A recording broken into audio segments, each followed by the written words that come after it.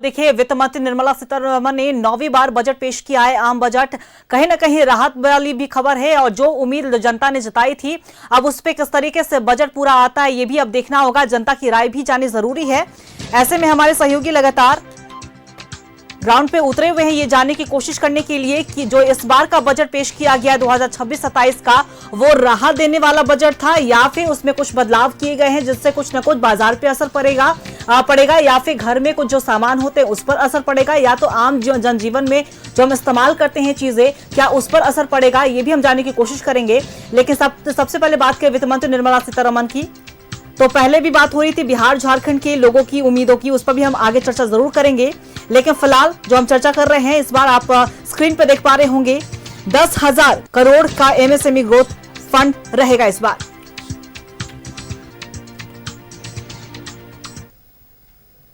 और हमारे सहयोगी शहनवाज हमारे साथ लाइव बने हुए हैं चैंबर भवन से, उनका रुख करेंगे।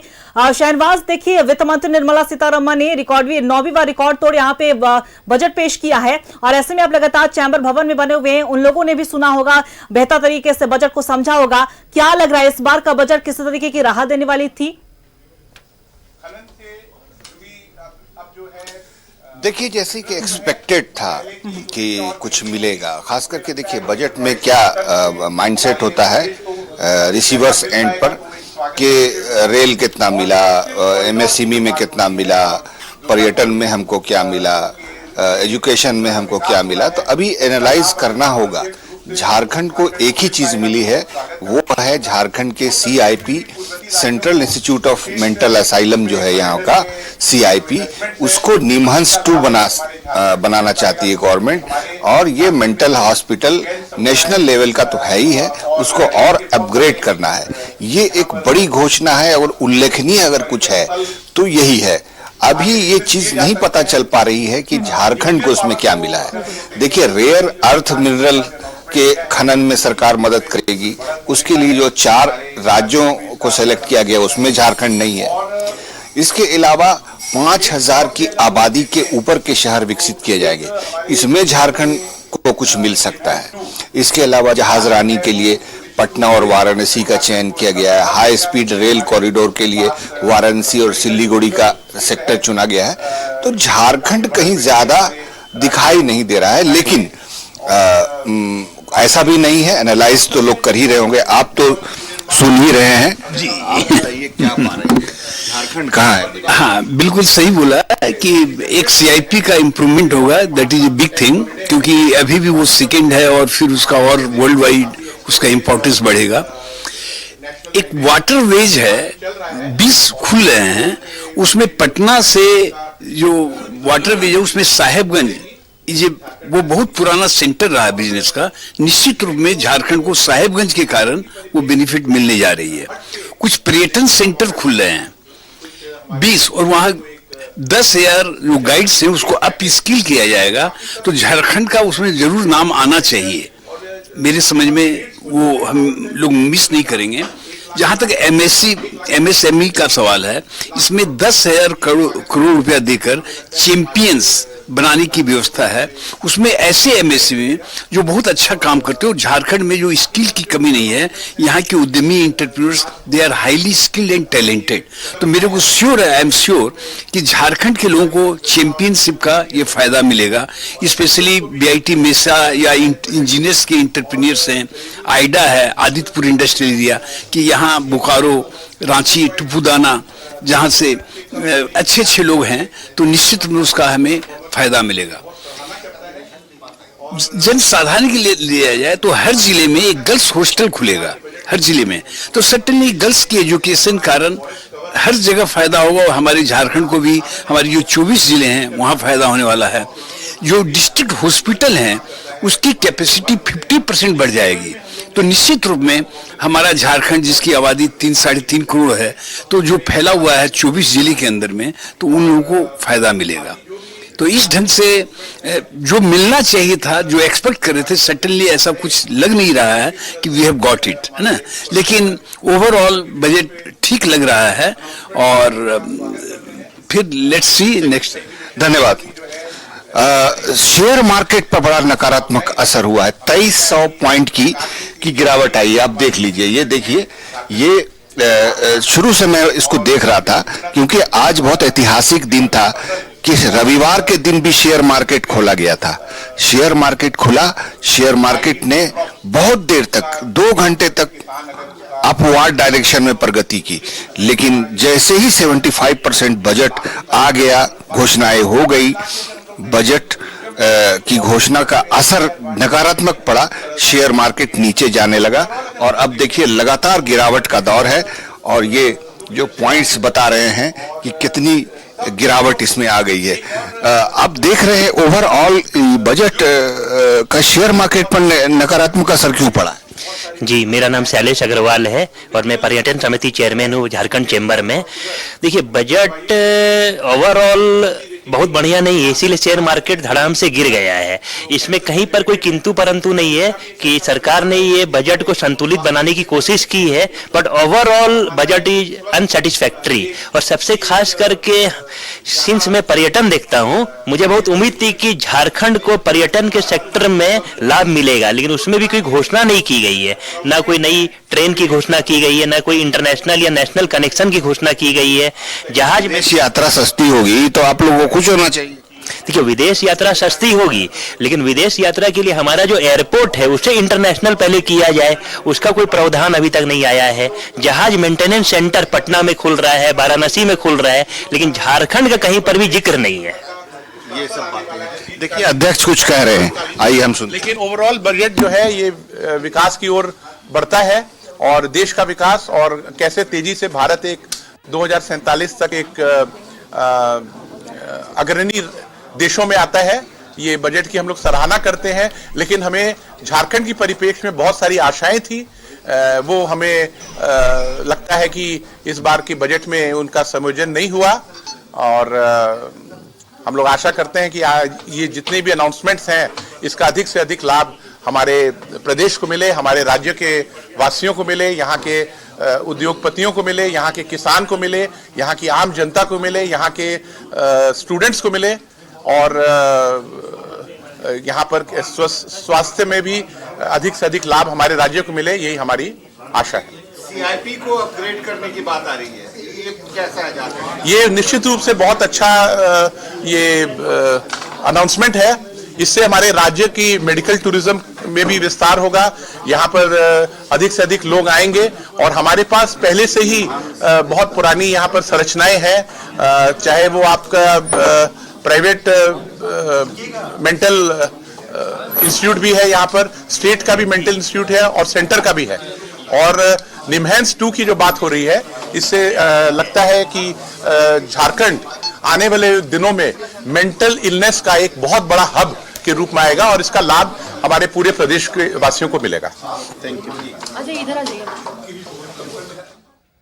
और हमारे सहयोगी अंजनी भी हमारे साथ बने हुए हैं। अंजनी का एक बार रुख कर लेते हैं। अंजनी, देखिए, बजट पेश किया गया और ऐसे में आम जनता के लिए भी कई सारी चीजें थी, लेकिन ये देखने वाली बात रही कि कौन कौन से लोग रहे जो इससे खुश रहे, कौन कौन से ऐसी क्षेत्र रहे जहां पर निवेश के लिए संभावनाएं और भी बढ़ाई गई हैं। रेलवे के क्षेत्र में अगर हम विशेष तौर पर बात करें तो 7 नए रेलवे कॉरिडोर के निर्माण की भी बात कही जा रही है।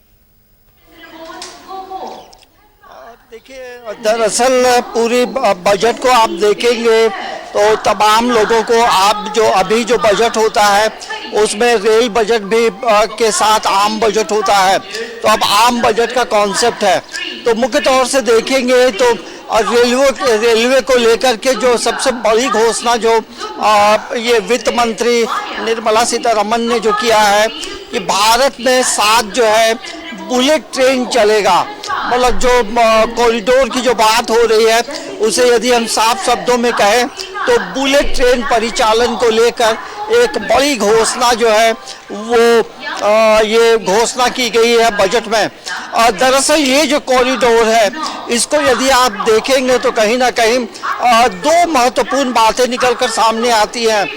एक तो टूरिज्म को बढ़ावा देने के लिए और दूसरा है जो टूरिस्ट कम समय में एक जगह से लंबी दूरी कैसे तय करें, क्योंकि आप देखेंगे सिल्लीगुड़ी से भी है, पूना से भी है, हैदराबाद से भी है। तो ये कहीं ना कहीं पूरे भारत से एक कनेक्ट करने की कोशिश की गई है और ये जो पहल होगा हमें लगता है कि आने वाले समय में और जो कई चीज़ें रेलवे से जुड़ी जो बातें हैं वो अभी मूल तौर से बाहर नहीं आई हैं, लेकिन धीरे धीरे करके देर शाम तक कई बातें सामने आएंगी। लेकिन जब बजट आता है तो बजट में आम लोगों के लिए एक उम्मीद बढ़ती है कि सरकार जो है कुछ नई योजनाओं को लेकर आएगी, कुछ राहत की बात होगी। तो उसमें यदि देखेंगे तो कई चीज़ों पे गौर किया गया है। जो कैंसर से जुड़ी जो दवाएं हैं उसको सस्ती की गई है, तो ये हम कह सकते हैं कि एक अच्छी पहल है। इसके साथ साथ CIP को लेकर के एक्सटेंशन करने की बात है और रेलवे में जैसा मैंने बताया कि जो 7 जगहों से बुलेट ट्रेन कॉरिडोर बनाने की जो बात है वो एक बड़ी घोषणा है। इसके अलावा यदि आप देखेंगे तो इसमें ये जो इनकम टैक्स का जो रिटर्न भरते हैं और उनके लिए कोई सामान्य कोई बड़ा बदलाव के संकेत जो है वित्त मंत्री ने नहीं दिया है, लेकिन MSME को लेकर के कई बड़ी योजनाओं मतलब उसमें पैसे निर्गत करने की जो बात कही गई है उन बातों को हम जरूर कह सकते हैं कि उसका जो आने वाले समय में जो इम्पैक्ट होगा एक अच्छा इम्पैक्ट हो सकता है। और इसके अलावा देखेंगे तो जिस तरह से जो चीज़ें निकल कर आ रही हैं इसमें कई महत्वपूर्ण बातें हैं, जैसे कि एजुकेशन के सेक्टर में, शिक्षा के क्षेत्र में यूनिवर्सिटी खोलने की बात कही गई है। मतलब राज्य में एक बड़ी यूनिवर्सिटी होगी, मतलब यूनिवर्सिटी को लेकर ये कहा जा रहा है कि एक बड़ा कैंपस होगा। मतलब जो यूनिवर्सिटी के जो कैंपस है जैसे JNU या BHU का जो यूनिवर्सिटी है उस तरह से बड़ी यूनिवर्सिटी का एक कैंपस खोलने की बात कही गई है। इसके अलावा देश भर के हर जिलों में गर्ल्स हॉस्टल खोलने की बात कही गई है। तो हमें लगता है कि कुल मिलाकर यदि बजट को लेकर देखें तो एम्स भी खोलने की बात कही गई है। और इसके अलावा यदि देखेंगे तो और कई महत्वपूर्ण बातों का जिक्र यदि हम करेंगे तो ये जो बजट है कहीं ना कहीं 2047 का जो विकसित भारत का जो कॉन्सेप्ट है उस पे आधारित है। देश में 3 नए एम्स खोलने की बात है। तो और अब देखना ये होगा कि बजट आने के बाद इसका शेयर बाजार में किस तरह से इम्पैक्ट होता है, उससे भी तमाम चीज़ें तय होती हैं। लेकिन अभी पॉलिटिकल पार्टी का रिएक्शन धीरे धीरे आएगा कि ये बजट कैसा है, बजट में क्या होना चाहिए। और ये भी देखना होगा कि इस पूरे बजट में झारखंड को लेकर के क्या क्या चीजें। और बिल्कुल अंजनी, आप बने रहिए हमारे साथ, तमाम अपडेट्स आपसे दोबारा से लेंगे। हमारे सहयोगी शाहनवाज भी हमारे साथ लगातार बने हुए हैं, शाहनवाज का भी एक बार रुख कर लेते हैं। शाहनवाज, शिक्षा के क्षेत्र में भी हम बात कर रहे थे और ऐसे में एक महत्वपूर्ण बात यहाँ ध्यान देने वाली ये भी रही है कि 1500 स्कूल और 500 कॉलेज ऐसे रहेंगे जहां पर जितने भी लोग कॉन्टेंट्स बनाते हैं उनके लिए एक लैब खोले जाएंगे, यानी कि हम ये कह सकते हैं AI के क्षेत्र में भी एक अलग विकास। देश के प्रति जो है एक हमारा स्टूडियो से एक सवाल है शिक्षा के क्षेत्र में, स्टूडियो से एक सवाल है शिक्षा के क्षेत्र में। अध्यक्ष हमारे साथ है चेंबर के। शिक्षा के क्षेत्र में जैसे कि एक गर्ल्स हॉस्टल प्रत्येक जिले में खुलेगा, ओवरऑल जो जितने भी शैक्षणिक संस्थान है उस दिशा में बताइए कि ओवरऑल अम्ब्रेला टाइप का बजट है, उसमें झारखंड को अपना हक लेना पड़ेगा। हाँ, देखिए ये बात है कि अगर ओवरऑल देश की परिप्रेक्ष्य में देखें तो बहुत अच्छे अनाउंसमेंट्स हैं हमारे बजट में और प्रत्येक सेक्टर को कवर किया गया है, चाहे वो बुजुर्ग हो, युवा हो, महिलाएं हो, हमारे छात्र हो, चाहे हमारे बुजुर्ग हों। लेकिन विशेष तौर पे जिस तरह की हमारी आशा थी कि हमारा राज्य अन्य राज्यों की से पिछड़ा हुआ है और कैसे हम लोग उन राज्यों की तुलना में आगे बढ़ पाए, वैसा हमारे राज्य को देखने को नहीं है। Industrial corridor, special economic zone की भी हमारी मांग थी कि हमारे राज्य में कैसे एक्सप्रेसवेज आए, कैसे यहाँ पर यहाँ के जो ये आपने जो खनिज पदार्थ हैं उस पे आधारित जो है बड़े क्षेत्र आए, चाहे डिफेंस के, चाहे रेलवे के, चाहे स्टील प्लांट्स का, ये हम लोग को देखने को नहीं मिला। और एक और हमारी मांग थी कि जैसे बिहार के तर्ज पे वहां पर जैसे मखाना बोर्ड है, यहाँ पर एक महुआ बोर्ड की स्थापना हो, वो भी हम लोग को मिल नहीं पाया। हम लोग की आशाएं काफी थी और देश की समग्र विकास हेतु बहुत सारी चीजें अनाउंसमेंट हुई है जिसका फल भी झारखंड प्रदेश को मिलेगा, लेकिन झारखंड कैसे अन्य राज्यों की तुलना में आगे बढ़े उसके लिए विशेष जो ध्यान देने की बात थी वो इस बजट में देखने को नहीं मिली। जी, कोई और सवाल हो तो बताएं। देखिए बिल्कुल शाहनवाज, अगर हम बात करें तो कई जगह पे सेटिस्फैक्शन भी है, कई जगह पे सेटिस्फैक्शन नहीं भी है। और साफ तौर पर एमएसएमई की हम बात कर रहे हैं तो इसमें भी 10,000 करोड़ का जो एमएसएमई ग्रोथ जो है वो फंड रहने की बात की गई है। दूसरी तरफ मतलब हर एक जिला में उत्पाद को लेकर जो कहा जा रहा है कि भारत विस्तार चाहे एआई टूल हो या एक जिला एक उत्पाद को बढ़ावा दिया जाएगा, तो यानी कि उस जिला में तो झारखंड भी आएगा। तो कहीं ना कहीं इस बजट से जो उम्मीद है आने वाले समय में, क्या अगर उत्पाद के क्षेत्र से अगर हम देखें तो झारखंड को क्या बढ़ावा मिलता हुआ देखने को मिल सकता है झारखंड में? बिल्कुल, ये अम्ब्रेला बजट है, ये स्पेसिफिक किसी राज्य को फोकस करके बनाया हुआ बजट नहीं लगता है।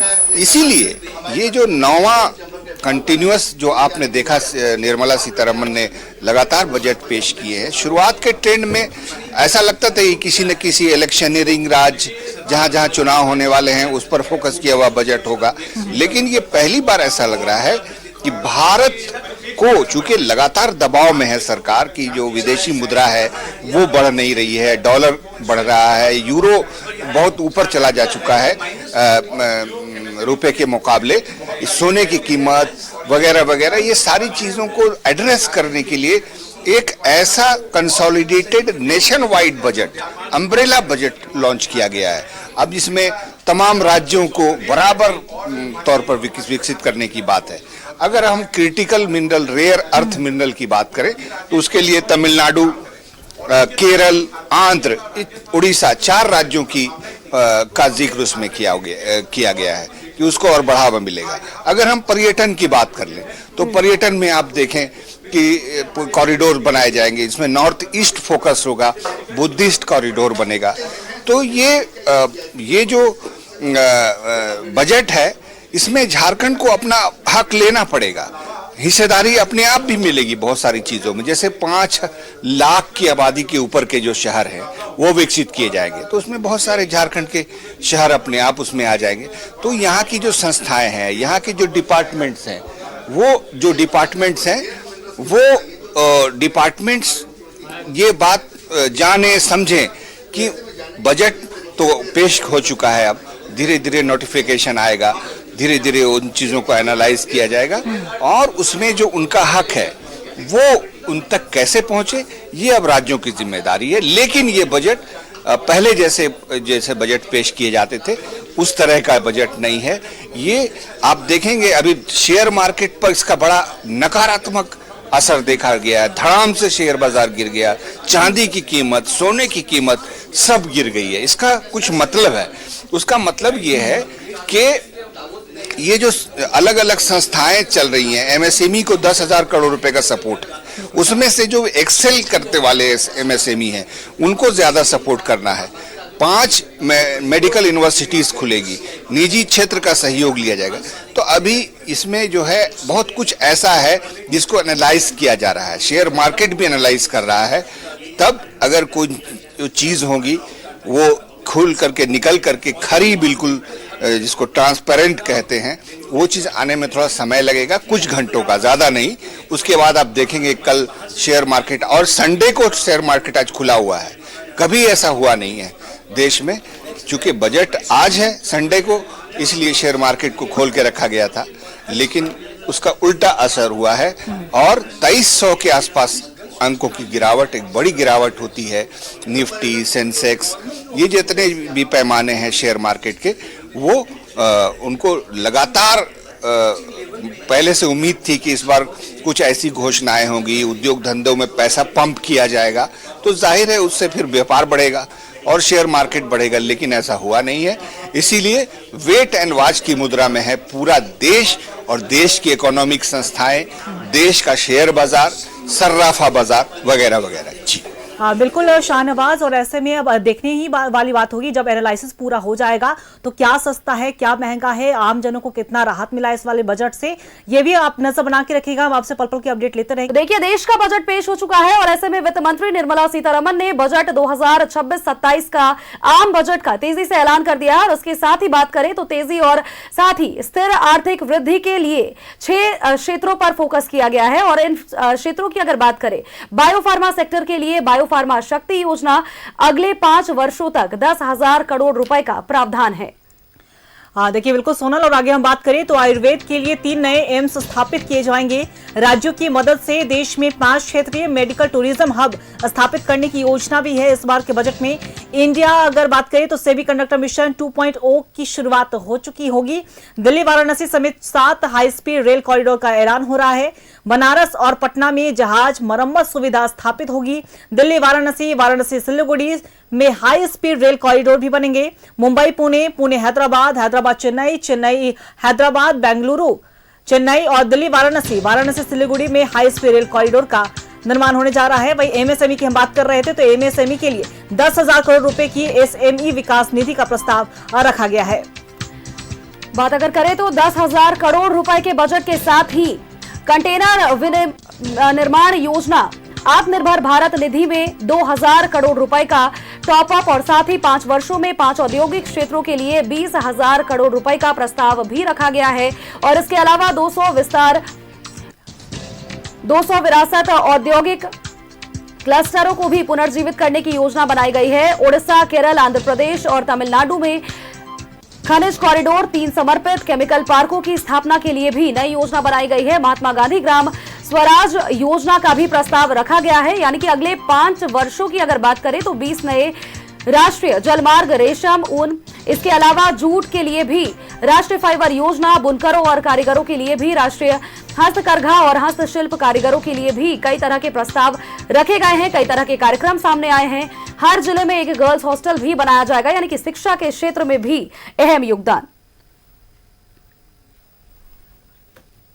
A Khelo India mission to transform the sports sector over the next decade.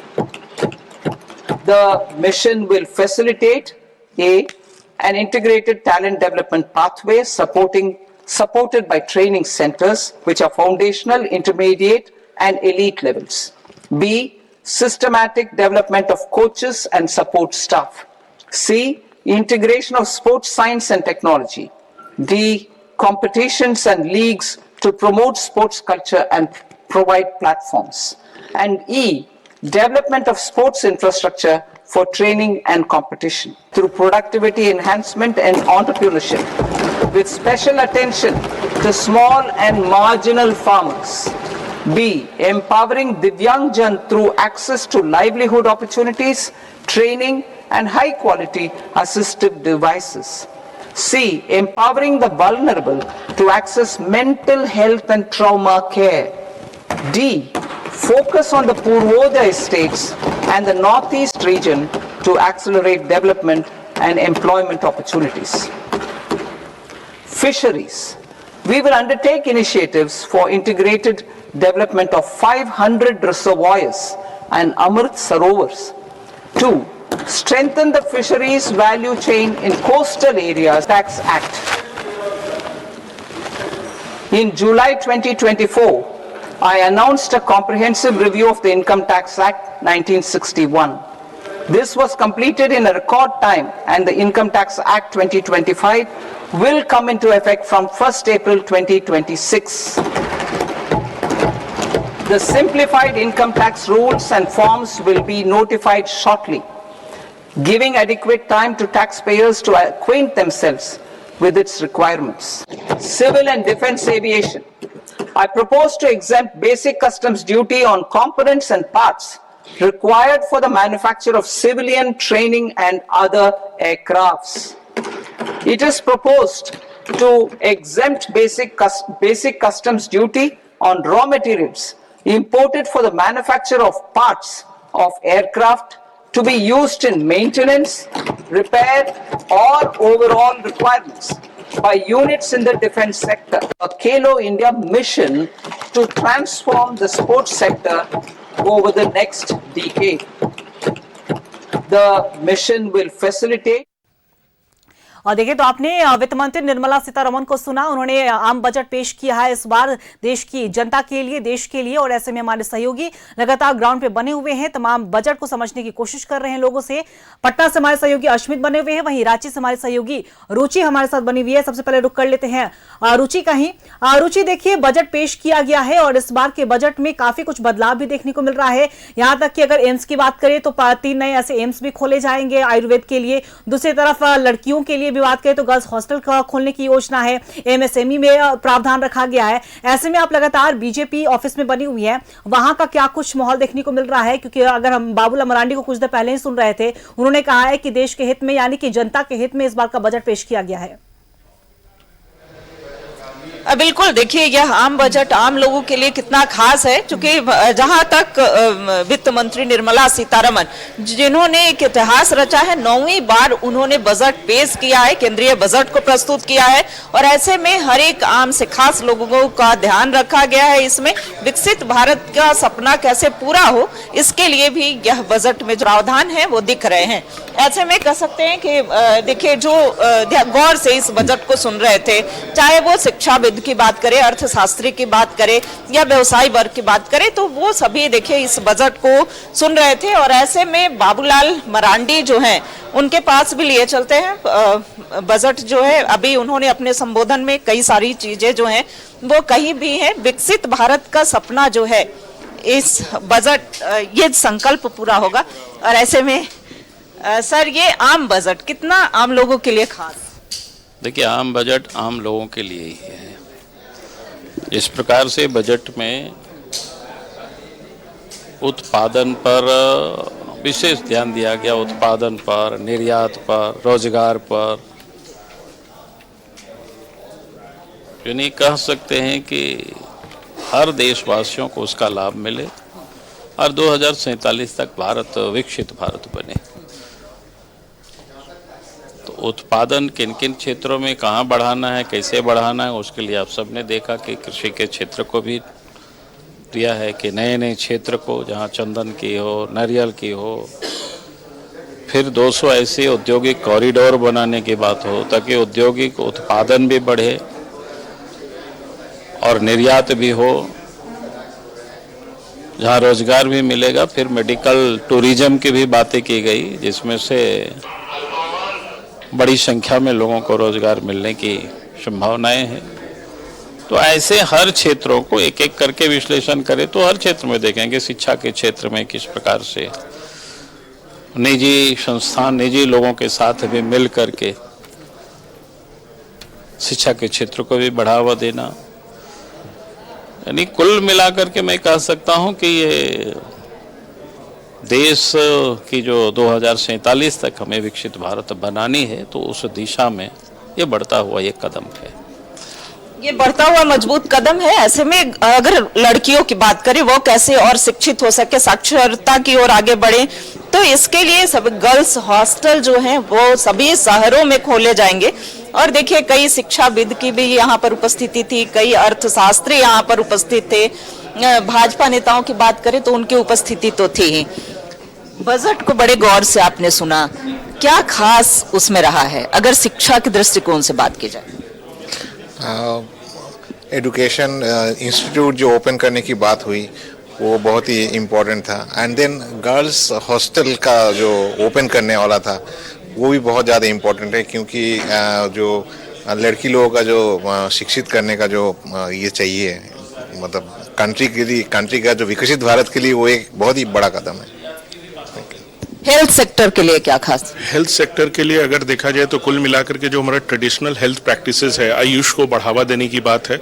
Mental health में रांची को केंद्र बना करके और ये जो आपको इसको निम्हांस 2 को इन्हांस करने की बात की गई है, ये काफ़ी इम्पोर्टेंट है दोनों ही दृष्टिकोण से। और हेल्थ से ज़्यादा है कि जो ट्रेडिशनल हमारा प्रैक्टिस सिस्टम है उसको मोबिलाइज करके एक ग्लोबल लेवल पे लेकर जाना, ये एक सरकार का मैं कहूँगा सराहनीय मतलब स्टेप है, जो कि ग्रास रूट लेवल पे कोर डेवलपमेंट की बात इस बजट के द्वारा होगी।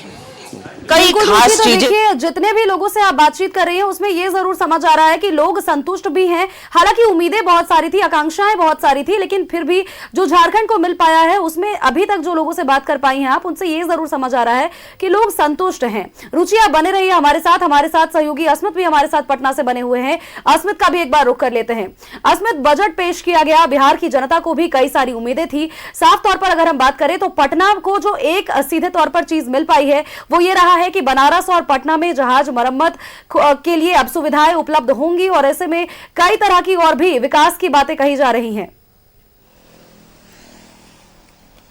देखिए, जो उम्मीदें थी उन उम्मीदों को लेकर के जो 25 मिनट का भाषण हुआ है उसमें पटना शब्द 2 बार निर्मला सीतारमण ने रिपीट किया और 2 शब्द जब पटना का आया है तो उसमें ये कहा जा रहा है, एक तो आपने बताया अंकिता, दूसरा ये है कि शिप रिपेयरिंग सेंटर जो है वो बनाया जाएगा पटना के अंदर और वहां पर जो गंगा नदी और अन्य जो जल मार्ग है उससे माल की ढुलाई की सप्लाई जो है वो तेजी कर लाई जाएगी उसमें। और इसलिए निर्मला सीतारमण ने बताया है कि वो जो जल मार्ग के थ्रू जो एक वाटर वेब हब पटना को बनाया जाएगा, पटना और वाराणसी को, और घोषणा के अनुसार यह भी बताया गया है कि उसके लिए बकायदा ट्रेनिंग दी जाएगी कि कैसे उस जलमार्ग से जो वाटर वेब हब बनाया जा रहा है उसका कैसे इस्तेमाल किया जाएगा। तो घोषणाएं जरूर की गई है, लेकिन बिहार को लेकर के और कोई बहुत बड़ी घोषणा हमने नहीं देखा। लेकिन हाँ, निर्मला सीतारमण वित्त मंत्री ने जब ये अपना बजट का भाषण उसमें पेश किया उसमें 2 बार पटना का नाम जरूर आया। एक तो जो कॉरिडोर की आपने बात की, वो भी कॉरिडोर बनाया जाएगा, मरम्मती का काम होगा और सबके लिए एक ट्रेनिंग जो है वो पहले करवाए जाएंगे और उस ट्रेनिंग में बताया जाएगा कि कैसे जो है वाटरवेज के जरिए जो माल का ढुलाई जो है उसका जो सप्लाई है वो कैसे बढ़ाना है, वो कैसे किया जाएगा, क्योंकि गंगा नदी के अलावा कई नदियों को जोड़ते हुए ये शुरुआत इसकी होगी और बहुत जल्द इसकी शुरुआत भी हो जाएगी। इसके साथ साथ जो हर जिले में, देश के हर जिले में गर्ल्स हॉस्टल की बात हुई है तो उसमें बिहार राज्य भी आता है, तो बिहार में भी हर जिले में गर्ल्स हॉस्टल खोलने की प्राथमिकता दी जाएगी, क्योंकि खास करके गर्ल्स हॉस्टल में जो सुविधाएं होती हैं, निर्मला सीतारमण ने यह भी कहा कि जो सुविधाएं होती है, मूलभूत सुविधाएं जो होती है वो दिया जाएगा उसमें, ताकि बेटियों को कोई परेशानी नहीं होगी और गर्ल्स हॉस्टल में वो अच्छे तरीके से रह पाएंगी। इसके अलावा और भी कई घोषणाएं की गई हैं, लेकिन जो उम्मीद थी कि बिहार में इस बार प्रचंड जीत हासिल हुआ है और 200 के आंकड़े एनडीए ने क्रॉस किया है,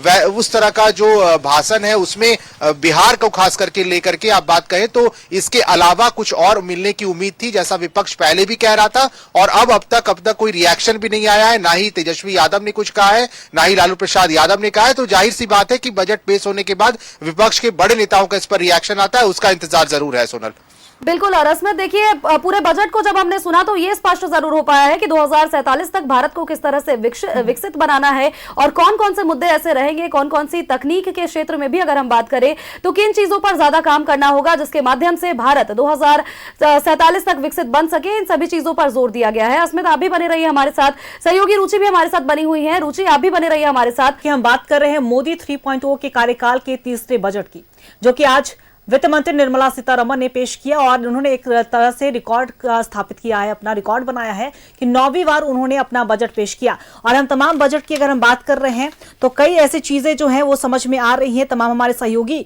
जब लोगों से बातचीत कर रहे हैं तो उनसे भी समझ में आ रहा है कि कहाँ पे कमी रह गई है, किस तरीके से राहत देगा पॉकेट पे और कहाँ पे और अच्छा होना चाहिए था। इन तमाम बातों की हम चर्चा जरूर कर रहे हैं। और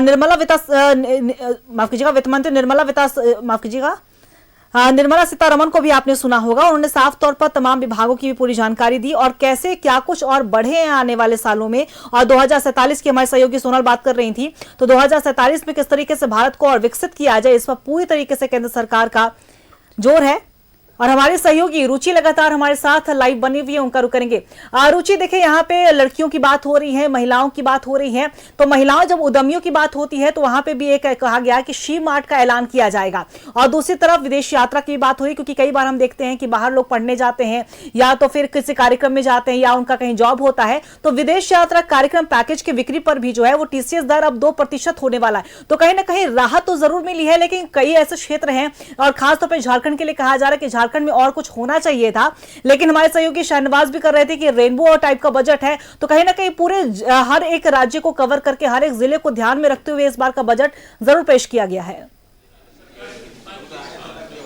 हाँ, बिल्कुल सही कहा अंकिता आपने। देखिए, भाजपा प्रदेश कार्यालय में हमारी उपस्थिति है और यहाँ पर सिर्फ बीजेपी नेता ही नहीं, नेता प्रतिपक्ष बाबूलाल मरांडी तो उपस्थित ही बजट को ध्यान से सुन रहे थे। वही सभी वर्ग, अगर अर्थशास्त्री की बात करें, शिक्षाविद की बात करें, हेल्थ सेक्टर से भी कई लोग यहाँ पर उपस्थित थे। तो ऐसे में देखिए, बजट में कई सारी चीजें समाहित है जिससे आम जनों को फायदा पहुंच सकता है। लेकिन अगर झारखंड के परिप्रेक्ष्य में बात की जाए तो झारखंड को क्या खास मिला है? हालांकि बाबूलाल मरांडी ने यह कहा है कि झारखंड भी इससे आसानी से, जिस तरीके का बजट है, इसमें आसानी से वो फायदे ले सकता है, आसानी से लाभ ले सकता है। क्या खास है आज झारखंड के लिए, क्या खास होगा? देखिए, ये झारखंड के लिए तो जैसे अगर झारखंड की सिर्फ बात की जाए तो झारखंड में एक मेंटल हॉस्पिटल जो है खोलने का ये सरकार ने व्यवस्था की है। और साथ ही साथ सरकार का यह बजट जो है हर वर्ग को ध्यान देते हुए पूरे हिंदुस्तान में ध्यान दिया गया है। आप अगर उड़ीसा की बात करें तो उड़ीसा में है, उड़ीसा में, आंध्र प्रदेश में, ये सारे स्टेट में जो है खनिज को जो है संप्रदाय को देख रेख के लिए जो है व्यवस्था किया गया है। और हमारे नॉर्थ ईस्ट में अगर बात की जाए तो टूरिज्म के लिए जो है 4000 बसेस को जो है ई बसेस को जो है चलाने की बात की गई है। और अगर देखा जाए तो हर क्षेत्र में इसमें जो है प्रॉपर ढंग से काम किया गया है। मेडिकल एक हब डेवलप करने का बात की गई है। हमारा जो पुराना हिंदुस्तान में था जड़ी बूटी, उन चीज़ों पर भी ध्यान दिया गया कि जड़ी बूटी। ये तो 3 एम्स की जो बातें कही गई कि देश भर में 3 कुल एम्स जो है मेडिकल जो संस्थान है, एम्स खोले जाएंगे। चलिए, अगर ऑल ओवर बात की जाए तो क्या खास रहा एक मध्यम वर्गीय परिवार? मध्यम वर्गीय परिवार के लिए ये रहा कि जैसे कि कहा गया कि अभी 40,000 कैपेक्स का इन्फ्लक्स होगा और साथ ही साथ 10,000 करोड़ और भी खर्च किए जाएंगे MSME को बढ़ावा देने के लिए। झारखंड बहुत विकसित राज्य नहीं है, यहाँ पे SMEs की, माइक्रो एंटरप्राइजेस की जो नंबर्स है वो काफ़ी ज़्यादा है, तो उनके लिए कैपिटल इन्फ्लक्स करने के लिए काफ़ी ज़्यादा जोर दिया गया है। साथ ही साथ एक मेंटल हॉस्पिटल जो CIP से प्रसिद्ध है उसको और रिवैम्प किया जाएगा, उसको और विस्तार किया जाएगा। और जो और भी चीज़ें हैं जैसे माइक्रोवेव ओवन के लिए जो बेसिक कस्टम ड्यूटी कम कर दी गई है, तो अब ये देखा जाएगा कि अब सिर्फ गैस चूल्हों तक बात नहीं रह जाएगी, अब ओवन्स पे भी काम होना शुरू हो जाएगा। मतलब अब घर घर में ओवन्स भी दिखना शुरू हो जाएगा। साथ ही साथ ये बोला गया है कि आम वर्गीय जो लोग ITR फाइल करते हैं उसका प्रोसेस को और सुगम कर दिया जाएगा, खास करके ITR 1 और ITR 2 को। और साथ ही साथ जो लोग विदेश में पढ़ना चाहते हैं उनके लिए भी विदेशी यात्रा और विदेशी पढ़ाई सस्ती हो जाएगी, मेडिकल फैसिलिटीज सस्ती हो जाएंगी। देखिए, जूते जो हैं वो सस्ते होंगे, यानी कि चमड़े से बने सामान, कई सारी चीजें जो हैं वो सस्ती होंगी, बायोगैस सस्ते होंगे। तो ऐसे सस्ती हुई चीजों की लिस्ट काफी लंबी है और महिलाएं जो हैं वो घर को बड़े अच्छे से मैनेज करती हैं, घर बाहर दोनों संभालती हैं। ये बजट कितना खास है महिलाओं? पहले तो ये कहूंगी कि कर्तव्य पथ से और पहली बार वित्त मंत्री ऐसी है आदरणीय महिला सीतारमण जी, नौवीं बार उन्होंने पेश किया, इसके लिए बहुत बहुत बधाई। और आपने महिलाओं की बात शुरू की तो मैं महिलाओं की बात से शुरू करती हूँ कि जो स्मार्ट शी स्मार्ट योजना जो शुरू की गई है उसमें ग्रामीण अर्थव्यवस्था को बहुत बल मिलेगा। और फिर ग्रामीण अर्थव्यवस्था की बात करूँ तो उसमें डेयरी प्रोडक्ट हो, फिशरीज प्रोडक्ट हो, सारे में महिलाएं इसमें बहुत सशक्त रूप भूमिका निभा रही है। और महिला जो गर्ल्स हॉस्टल है उसमें जो गरीब छात्र हैं या गरीब जो रोजगार करने के लिए शहर आती हैं उनको हॉस्टल की सुविधा जो मिलने वाली है उसमें एक बहुत बड़ा कदम होगा महिला सशक्तिकरण में। और जो चाहे वो मेंटल जो बात की गई है मानसिक रोग की, तो उसमें युवाओं की बात हो या जो स्ट्रेस में रहते हैं पेरेंट्स हो, सब ये मानसिक रोग जो होता है, एक भारत में ऐसा कहा जाता है कि मानसिक रोग में गए हैं तो उनका कुछ गड़बड़ है। देखिए, कुल मिलाकर अगर हम देखें तो महिलाएं तो संतुष्ट हैं, लड़कियों के लिए भी एक अच्छी पहल शिक्षा के क्षेत्र में की गई है, स्वास्थ्य व्यवस्थाओं को लेकर के भी एक अच्छी पहल की गई है। तो दूसरी तरफ अगर बात करें तो महिला उद्यमियों को भी इस बार खास लाभ मिलता हुआ नजर आ रहा है। रुचि, आप बने रहिए हमारे साथ, सहयोगी अस्मित भी हमारे साथ बने हुए हैं। अस्मित का भी एक बार रुख कर लेते हैं। अस्मित, इस बार के बजट में बहुत कुछ रहा और हर वर्ग को ध्यान में रखते हुए सभी चीजों की बात की गई। चाहे हम बात कर ले कपड़ा का, जो पहले भी कहा जा रहा था कि सस्ता होगा, और इस बार भी वही चीज देखने को मिली, चमड़े के जितने भी सामान थे वो भी सस्ते हो गए हैं। लेकिन अगर हम दूसरी तरफ देखें तो पर्यटन क्षेत्र में भी, पर्यटन के स्थल में भी कई तरह के विकास की बातें कही गई हैं। वैसे पर्यटन स्थल जहां पर अब लोगों ने जाना छोड़ दिया है या फिर जो अपना नाम खोते जा रहे थे, उनको दोबारा से विकसित किया जाएगा। देश में ऐसे 20 पर्यटन स्थल रहेंगे जहां पर 10,000 टूरिस्ट गाइड्स रखे जाएंगे और उन टूरिस्ट गाइडों को भी विशेष तरह से प्रशिक्षण दिया जाएगा।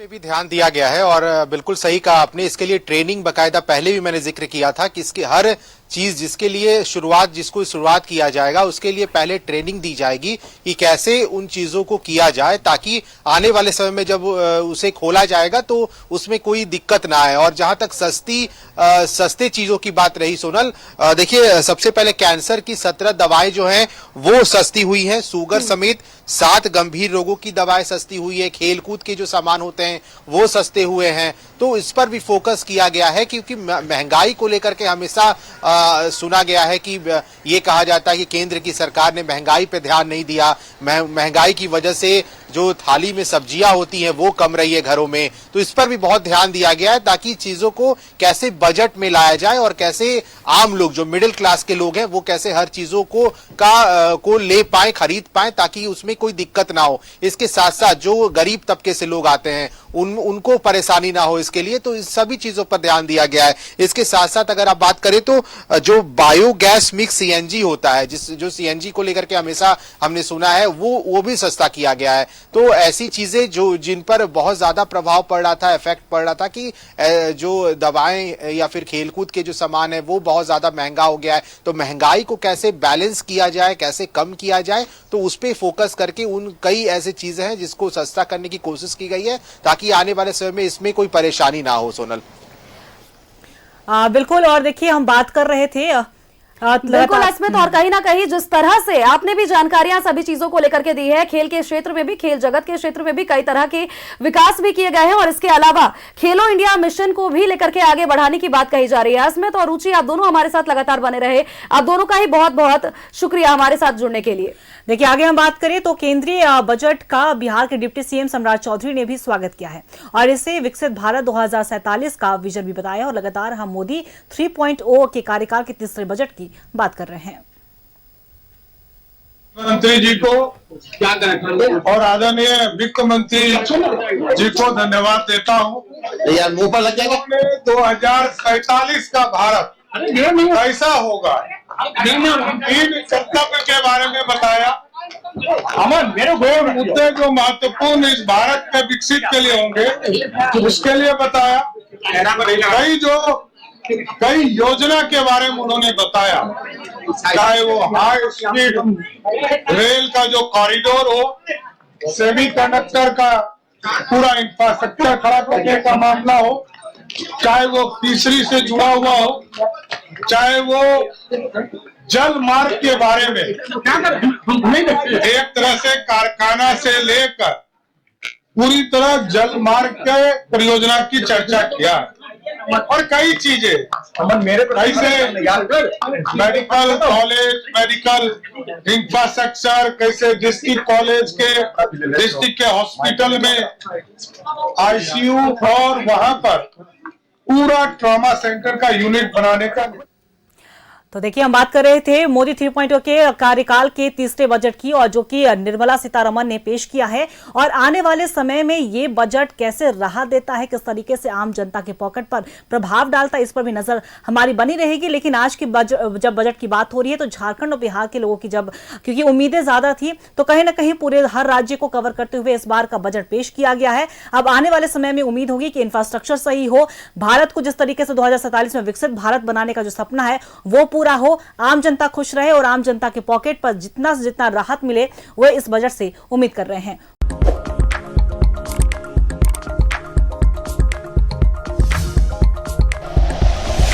Like and share videos, subscribe करें हमारा चैनल और प्रेस करें बेल आइकॉन। न्यूज़ 11 भारत, सच है तो दिखेगा।